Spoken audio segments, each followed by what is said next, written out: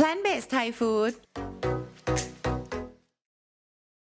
สวัสดีค่ะสำหรับคลิปนี้นะคะเอพิโซดนี้นะคะเป็นเอพิโซดที่5นะคะที่เราจะพูดถึง plant-based whole food นะคะสำหรับเด็กและครอบครัวนะคะก็คือสำหรับ for kids and family นะคะเพราะฉะนั้นในบ้านหลังนึงเนี่ยค่ะเราอาจจะมีลูกเล็กนะคะรวมถึงคุณพ่อคุณแม่ของเราที่เป็นผู้ใหญ่แล้วนะคะอาจจะอายุเกิน60หรือว่า70ปีนะคะซึ่งบางทีเนี่ยการที่เราอยากทดลองกินอาหารที่เป็นพืช 100% เนี่ยหลายๆคนอาจจะมีความเครียดความกังวลว่าเด็กจะขาดสารอาหารไหมหรือว่าคนแก่จะได้อาหารเพียงพอไหมโดยเฉพาะคนแก่ที่อาจจะเป็นโรคบางอย่างที่คุณหมอบอกว่าต้องทานนั่นทานนี่นะคะเพราะฉะนั้นเดี๋ยวเราจะมาถาม2ผู้เชี่ยวชาญของเรานะคะซึ่งเป็นผู้เขียนหนังสือเล่มนี้นะคะก็คือ Plant-based Nutrition นะคะ Idiot's Guide ก็คุณจูเลียนาเฮเวอร์นะคะกับคุณเรย์เคอร์ไนส์นะคะก็เดี๋ยวเรามาถามเขากันเลยนะคะว่าจะทำยังไงเราถึงจะทำให้ครอบครัวทั้งครอบครัวนะคะแข็งแรงสดใสได้ด้วยอาหาร Plant-based whole food ค่ะ so for family with kids and elders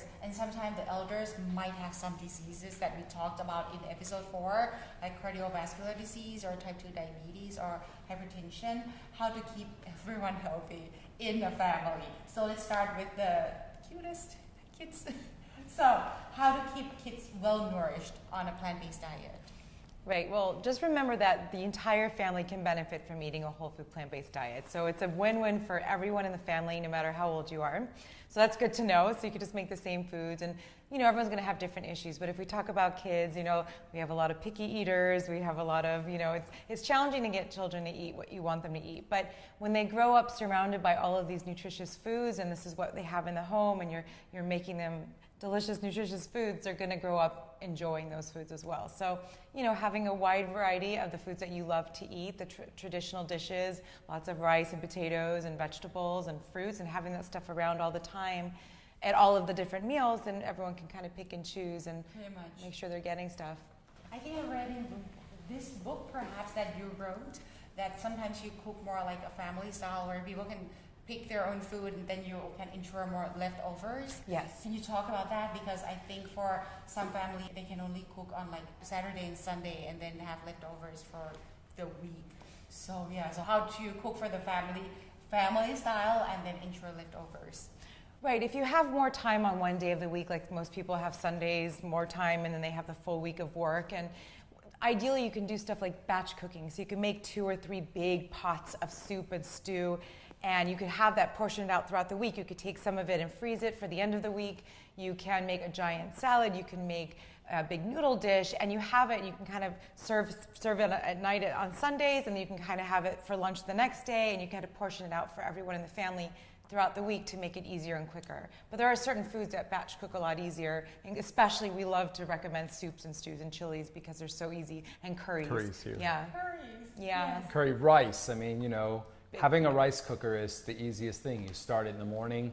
Rice will even stay in a rice cooker sometimes for more than one day. I've often had rice when it's just me by myself, had rice for more than one day. So a rice cooker is just your instant friend. You throw it in there, you forget it. You can put vegetables in there with it. You can do other things in there.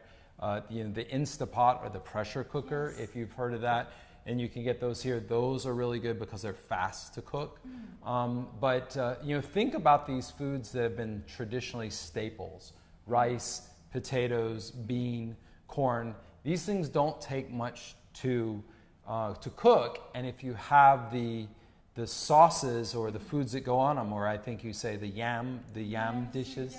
So the yam dishes that you can actually have those ready in smaller quantities. And then put them on the rice to fill it, to make it go more. This is exactly what a traditional diet would be. Would look like, pretty much. And you were talking about the rice cooker, which we have in every household in Thailand, every household. Besides rice, just cooking the rice, what else would you cook with it? Oh, to add to the rice? Add to the rice? Soups and curries and stews. Yeah, I mean, I make all kinds of meals. I put beans in there.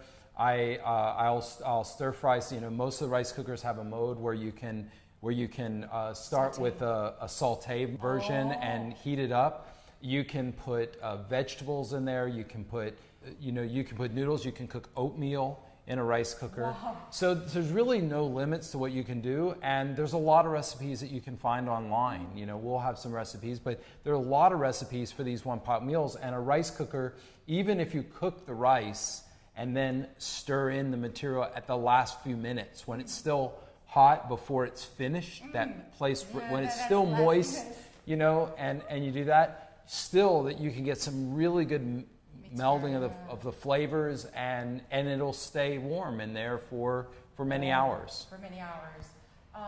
And for how about elders? Because I think in one episode that we were talking earlier, we were talking about people over 60, that, you know, the absorption of B12 would be lower. Can you touch on that a little bit to see? So if the whole family is plant-based whole food, do we need to give kids B12 as well? Yes. And elders? Yes. Okay. Everyone on a plant-based diet, or everyone that's over 60 years old, no matter what the diet, requires a B12 supplement.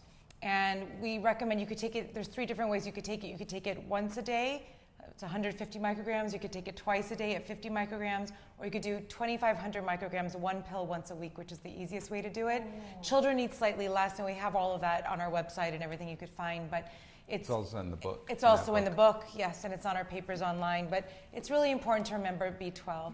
And for children, I would add, and for seniors that are having a lot of issues, absorption issues, or just eating issues, a lot of seniors just don't have a big appetite. A lot of things happen in elderly, not 60-year-olds, but elderly, where they don't want to eat enough. You know, you may consider just taking a multivitamin, and that's for any diet that you're on, just to make sure you're covering your bases and to completely avoid malnutrition.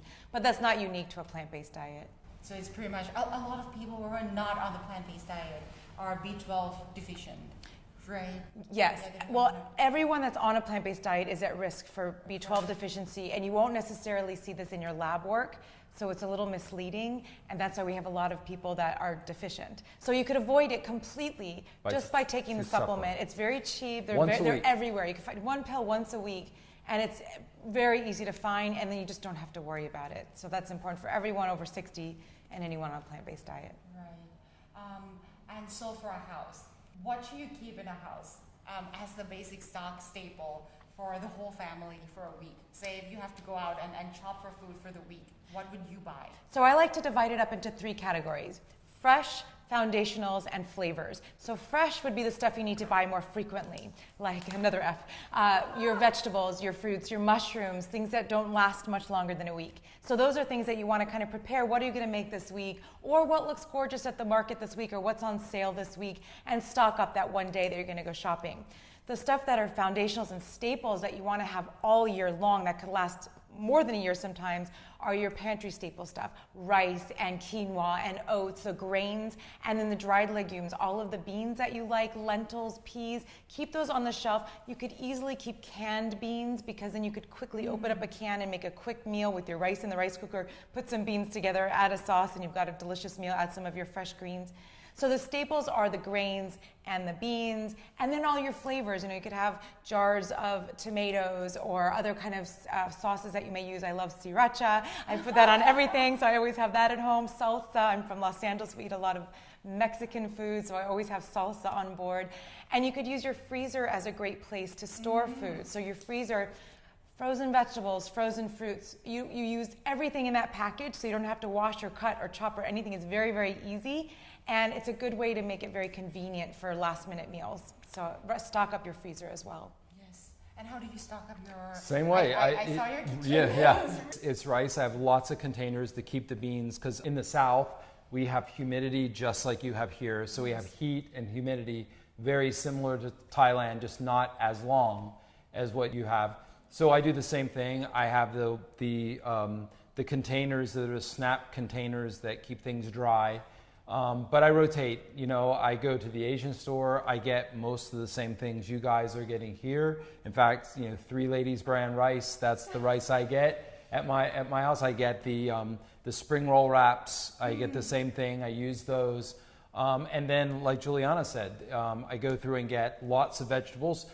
When I'm in a hurry, I'll get the shredded vegetables that are ready to just put into a spring roll, so I don't have to cut anything. I think the one thing that you have here for the fresh side that I wish we had was the soup mixes that you can go grab a container that has everything you need for a soup stock that you can just put that in there, add some water, and you're ready to go. And noodles are ready to go. Certainly fruits. I always have fruits in my house, and like Juliana said, some of the fruits like berries, even for us mangoes are very seasonal, so I'll get those in frozen and they'll be in there so that when I need them I have them. But most of the fruits, you just go in. These are the kinds of foods that don't need a label, they don't need an expiration date. You recognize that's rotten, I shouldn't eat it. Right. So if it has a label and an expiration date, what is it? Right. So both of you would agree that in one family, everyone going plant-based whole food at the same time is not dangerous. No. It's hard. It's probably the hardest way to do it. And Yeah. one other ingredient that is, I think, critical to Thai cooking, in Asian cooking in general, but it's also for my kitchen, and that's dried mushrooms. You can have so many dried mushrooms, and as you guys know in your culture, the dried mushrooms are where all the flavor really is, right? We don't know that because we don't cook that way in the US. We do, but other people don't. And these fishy flavors, this umami flavor that is so prevalent throughout Asia is something that our children don't eat. They think it smells, they think it stinks, it's stinky food, but we all love it. And we know we love this stuff. And so things like these dried mushrooms will take the place of, say, the dried paste, the dried fish. And you can get some of the same kinds of flavors. So that's another thing that you can easily stock your kitchen with here. I mean, they're everywhere in the stores. Right. So hey, thank you very much. ขอบคุณมากๆเลยค่ะ แล้วก็สำหรับเอพิโซดนี้นะคะ ก็เป็นเอพิโซดสุดท้ายนะคะสำหรับ plant-based Thai food เพื่อเด็กและครอบครัวค่ะ เดี๋ยวเราจะมีสูตรอาหารนะคะสำหรับเด็กและครอบครัวนะคะ เรามีหลายสูตรมากเลยนะคะ ก็อย่าลืมติดตามในคลิปต่อๆไปนะคะ ถ้าชอบข้อมูลนี้สามารถกด subscribe นะคะ กดกระดิ่งเตือนไว้ได้เลยค่ะ เวลาคลิปถัดไปขึ้นมานะคะ จะได้สามารถดูได้ทันทีที่คลิปขึ้นเลยค่ะ ขอบคุณมากๆเลยค่ะ สวัสดีค่ะ สวัสดีค่ะ